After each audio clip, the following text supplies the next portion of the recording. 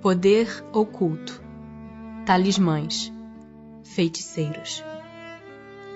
Pode um homem mau, com o auxílio de um mau espírito que lhe seja dedicado, fazer mal ao seu próximo? Não.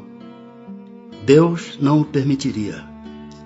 Que se deve pensar da crença no poder que certas pessoas teriam de enfeitiçar? Algumas pessoas dispõem de grande força magnética, de que podem fazer mau uso, se maus forem seus próprios espíritos, caso em que possível se torna serem secundados por outros espíritos maus. Não creais, porém, num pretenso poder mágico que só existe na imaginação de criaturas supersticiosas, ignorantes das verdadeiras leis da natureza. Os fatos que citam como prova da existência desse poder são fatos naturais, mal observados e, sobretudo, mal compreendidos. Que efeito podem produzir as fórmulas e práticas mediante as quais pessoas há que pretendem dispor do concurso dos espíritos?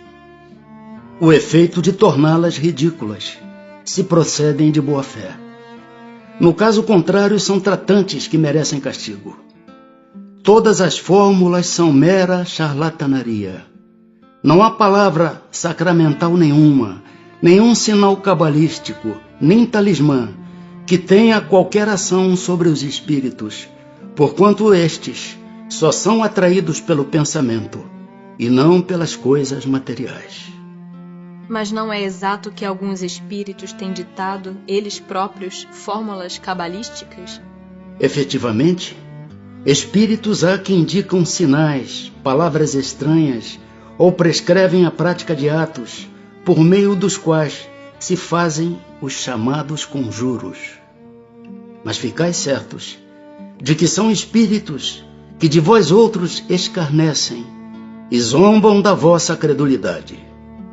Não pode aquele que, com ou sem razão, confia no que chama a virtude de um talismã, atrair um espírito por efeito mesmo dessa confiança, visto que então o que atua é o pensamento, não passando o talismã de um sinal que apenas lhe auxilia a concentração? É verdade, mas da pureza da intenção e da elevação dos sentimentos depende a natureza do espírito que é atraído.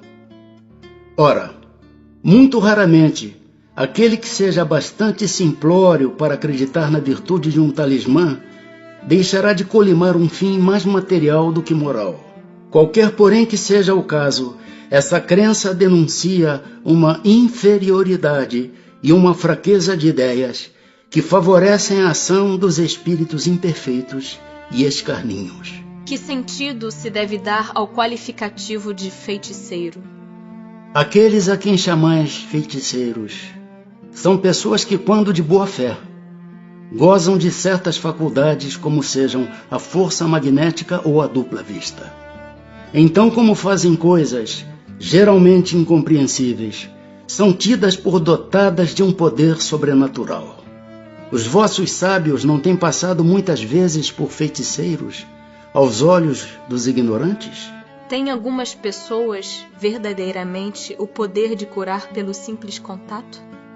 A força magnética pode chegar até aí, quando secundada pela pureza dos sentimentos e por um ardente desejo de fazer o bem, porque então os bons espíritos lhe vêm em auxílio. Cumpre, porém, desconfiar da maneira pela qual contam as coisas pessoas muito crédulas e muito entusiastas, sempre dispostas a considerar maravilhoso o que há de mais simples e mais natural. Importa desconfiar também das narrativas interesseiras, que costumam fazer os que exploram em seu proveito a credulidade alheia.